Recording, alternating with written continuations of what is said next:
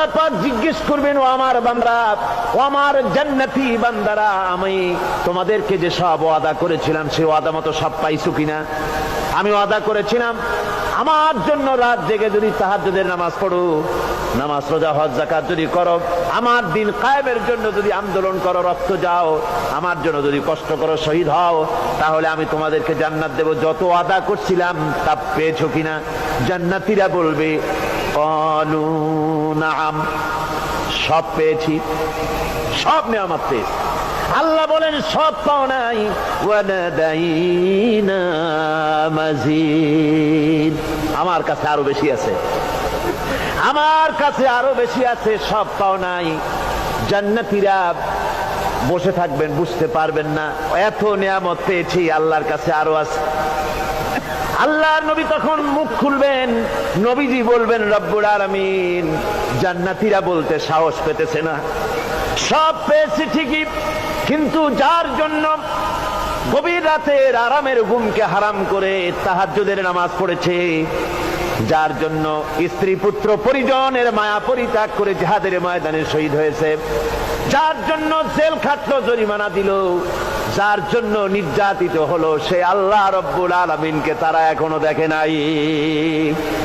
আল্লাহ রব্বুল আলামিন বলবেন, আমি আমার বান্দার সে আরজ পুরা, সে আরজি পুরা করব। আল্লাহ রব্বুল আলামিন তার সামনের থেকে সমস্ত নূরের পর্দাগুলি সরে যাবে, রব্বুল আলামিন তার বান্দার দিকে, বান্দার সামনে জালুয়া আফরোজ হবেন। আল্লাহ পাক কোরআনে কারীমের ভিতরে বলছেন, উজুহু ইয়াউমাইযিন নাযিরা ইলা রাব্বিহা নাযিরা। বান্দা, আল্লাহ পাক বান্দার দিকে তাকিয়ে থাকবেন, আর সমস্ত বান্দারা আল্লাহ রাব্বুল আলামিনের দিকে তাকিয়ে থাকবে। এই অবস্থায় কত কাল চলে যাবে কেউ টের পাবে না। রব্বুল আলামিন জান্নাতের ভিতরে তোমার জান্নাতীরা যেদিন তোমাকে দেখবে, ওই দিন আমাদেরকেও জান্নাতে একটু জায়গা করে দিও আল্লাহ। আমরা যেন ওই জান্নাতের ভেতরে বসার জায়গা যদি না পাই, আমরা গুনাহগার মানুষ, জান্নাতের কোন একটু জায়গায় ঠাঁই করে দিও যেন তোমারে দেখতে পাই। আয় আল্লাহ, তোমাকে দেখার তৌফিক আমাদের দিও, ধরে বলেন আমিন।